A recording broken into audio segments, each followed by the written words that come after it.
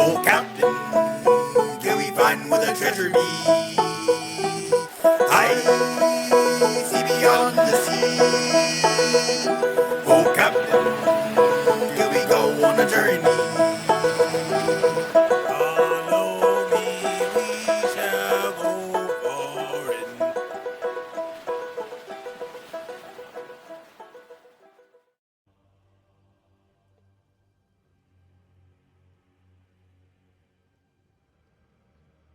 So,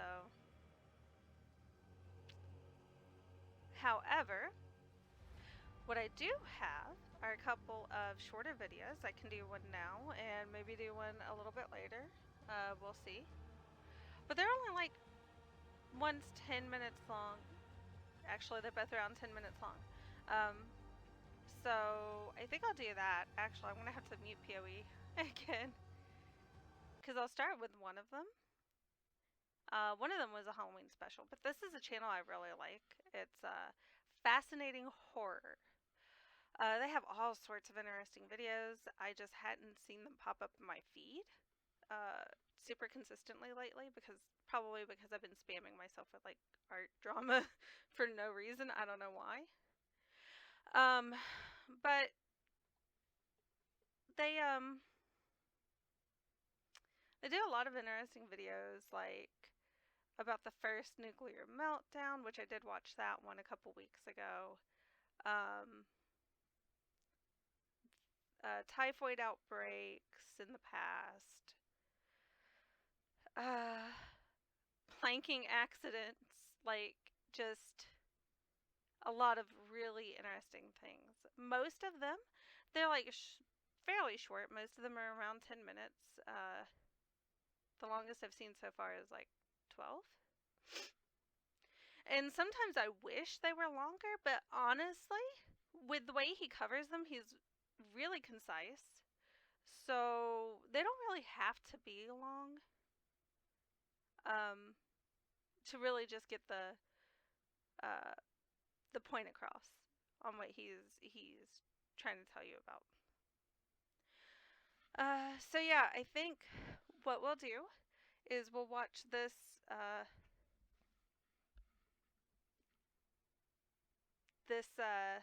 video from Fascinating Horror. Oh, I'm still on the starting soon screen. My bad. So let's turn. Oh, that's not even what I want.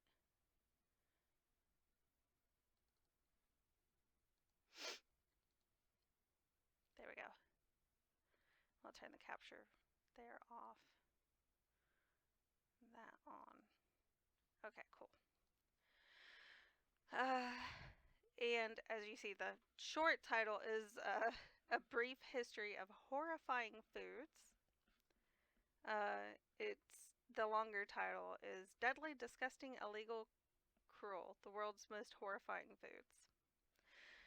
So let's see what this is about, and then we'll get into PoE for a while, and then we might come back to look at the other one that I have up, but I don't know for sure. And I will figure out how to dig into that other Hunter the Parenting. It is so long. And it just, for the fact that I don't stream for a lot of hours at a time, it seems like a bit much. Alright.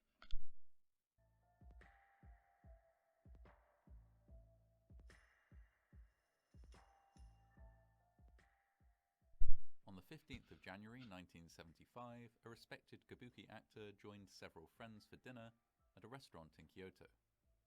There, he would order a very unusual dish. Oh. A dish that his companions would refuse to touch, but which he would. Mm.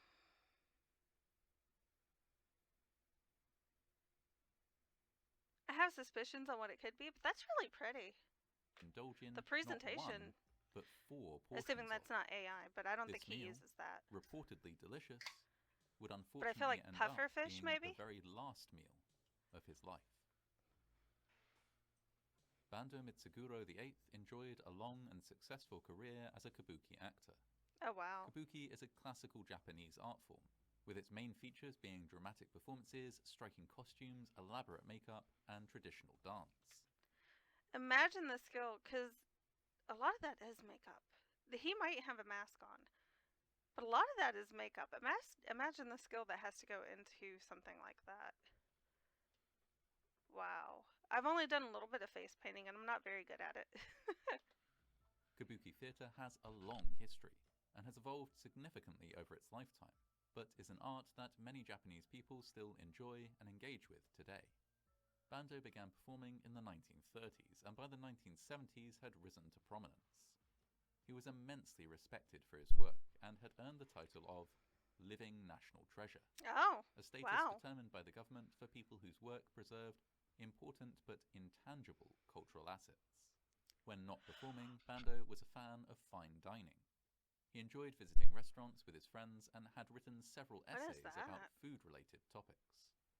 On the 15th of January 1975, Bando and his 4 friends visited a restaurant in Kyoto. After perusing the menu, Bando asked for something that wasn't listed there: 4 portions of pufferfish liver.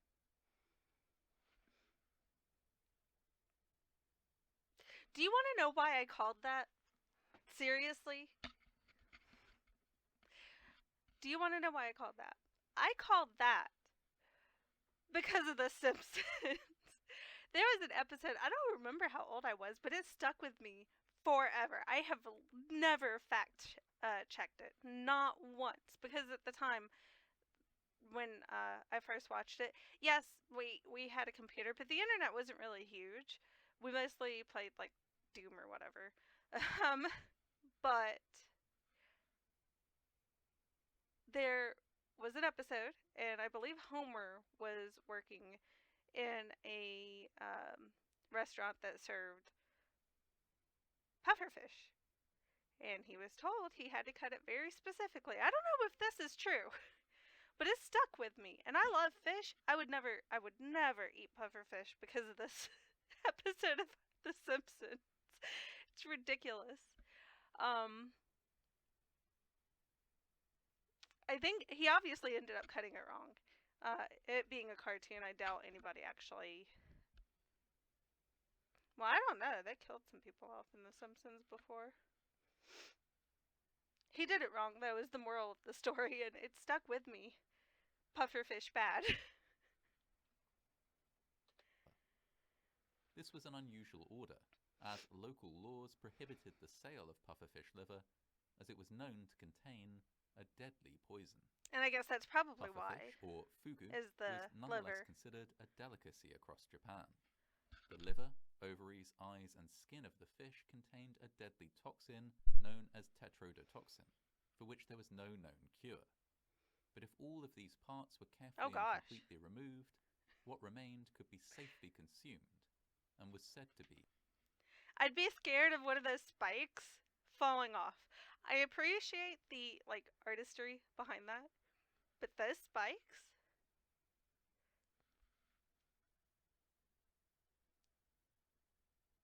I would be so ready for one of them to fall off on me. Delicious. The liver, despite being poisonous, was considered one of the most flavoursome parts of the fish, and so was still sometimes eaten.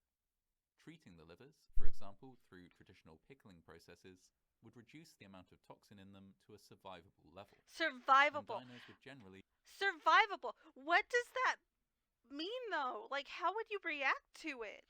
Survivable? I don't like that. Only taste fugu livers in tiny amounts. Some reported that the paralytic effect of the toxin was part of the pleasing flavour, noting a sensation of numbness in their lips as they ate. You On know this what? occasion, though, Bando's friends would not risk partaking in the 4 portions of pufferfish liver. Okay, the 4 portions is probably what did it. I'm pausing again, though, because that paralytic, like, the way it makes the lips and stuff feel makes me think of why people will eat hotter and hotter and hotter peppers, because there's something drawing them to that, like, sensation, to the heat that you get from the spices, or from the capsaicin. There we go. that he I probably said that eventually wrong. persuaded the staff to serve them. Unfazed, Bando ate all 4, one after the other, assuring waiters and his Ooh. friends that he would be unaffected. He was, he said, immune to the toxin that made fugu Oh so no. deadly. In the hours following the meal, however, Bando Mitsuguru VIII began to experience feelings of That's a pretty numbness throughout hallway. his body. This quickly worsened to muscle paralysis and breathing difficulties. He passed away Sheesh. in his hotel room in the early hours of the 16th of January, 1975. Years later, in 1984, a nationwide ban was placed on the serving of fugu liver anywhere in Japan. Now, in order to be permitted even to serve the edible parts of the fish, Oh. chefs have to undertake at least 3 years of rigorous training. See? Despite this, there are occasional accidents in which diners are poisoned by incorrectly prepared fugu. Outside of restaurants, fugu poisoning is much more common, with anglers who catch the fish sometimes misidentifying it and often failing to correctly prepare it. If only a small amount of toxin is ingested, it may be possible to survive fugu poisoning. But in larger amounts, no cure for the fish's poison has yet been discovered. Sheesh. In 1962, a particular type of cheese was That just reinforces why I understand. I understand that the parts of the puffer fish that have this toxin are not legal or not generally eaten or eaten in very small portions. First off, I don't like liver anyway, so whatever. But this just reinforces I'm not eating puffer fish. Like ever. made illegal in Italy. Laws covering the sale of infested food were extended to include this product, which nonetheless was, and continues to be, considered a delicacy in its native country and What is around it the world. infested with? Keizumazu is traditionally made by leaving a wheel of sheep's milk cheese outside and deliberately Oh. exposing it to cheese flies. Oh These tiny no. creatures lay their eggs Ew. in the cheese, and the eggs hatch into tiny maggots, which sustain themselves by consuming and excreting couldn't the do it. cheese. The process of being digested by the maggots gives the cheese a distinct fermented flavor and alters its texture to be light and frothy. Oh Per gosh, tradition, no. keizumazu is eaten as it is, complete with the still living maggots. Oh no. Notably, these maggots are capable of jumping short distances, and so it is normal for diners to hold their hand over their plate while they eat to deflect any larvae that might otherwise jump out. Any who wish to try Oh, the cheese but are gosh. squeamish about consuming live maggots may first asphyxiate them by placing their portion of cheese in a paper bag. As the maggots slowly starve of oxygen, they jump wildly in an attempt to escape, sometimes hitting the paper bag and making a slight popping sound. Once this sound ceases, the larvae are no longer alive, and the cheese Oh gosh. is eaten. The flavor is generally described as soft. This is why I need a VTuber model with like an expressive face, because y'all should see my face right now. Like, if this is your thing, cool. That's fine. You do you. I couldn't do it. Couldn't do it. Soft and creamy, but with a tangy aftertaste and a strong smell. It's not for Gourmets me. enjoy the cheese spread on a piece of flatbread and accompanied by a strong wine.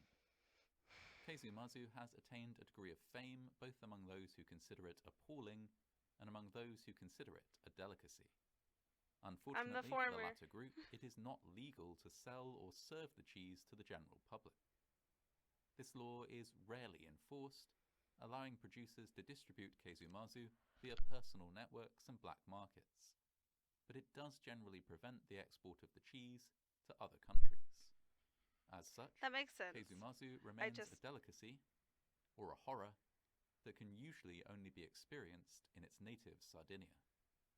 The reason for the ban is the potential danger inherent in consuming a food that contains live maggots. It is possible, although not common, for larvae to survive inside the human body. Here they may cause infections or, on rare occasions, burrow into tissues and develop towards adulthood by feeding on them. There have been no confirmed cases of this happening with keizumazu, but the possibility remains. That is horrifying. The Oh, ortolan gosh. bunting is a small songbird that's typically I found promise you I across look like Europe I'm in and pain Asia. right now. While they have many interesting qualities, such as That's their a pretty distinctive bird. green, grey, and yellow markings, they are best known for their culinary use. The traditional method of serving ortolans is considered so cruel that the Tell me this. Okay. capture and cultivation of the birds I think is I know what illegal this is. in many countries. Before being served, ortolan are kept in complete darkness for several weeks.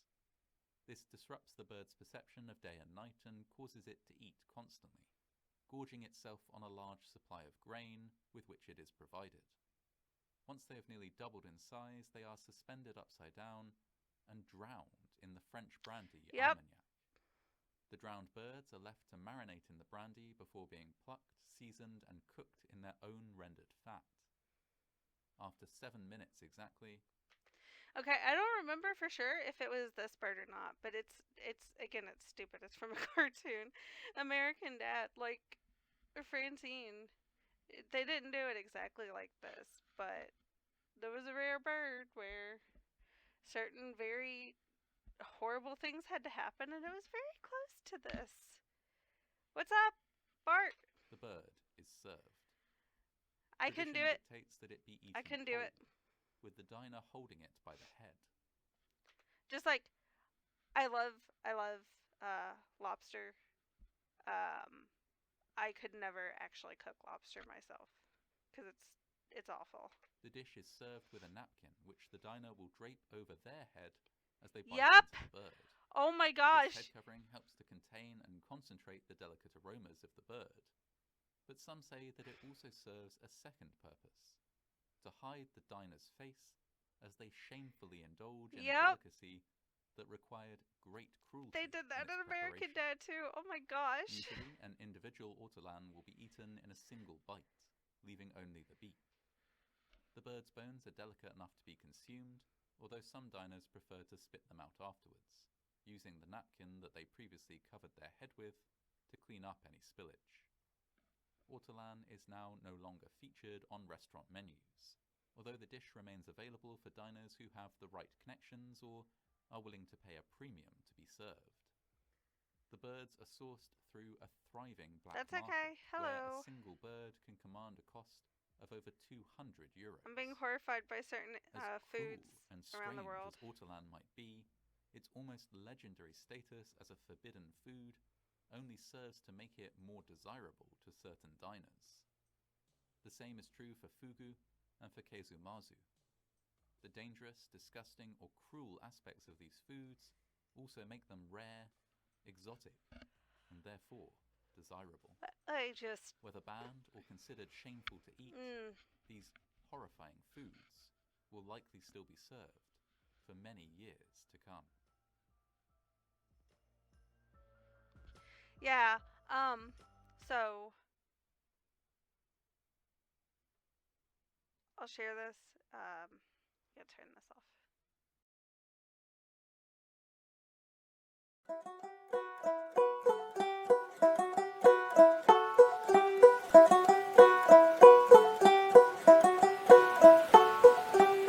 I see beyond the sea. Oh, Captain, can we find where the treasure be? I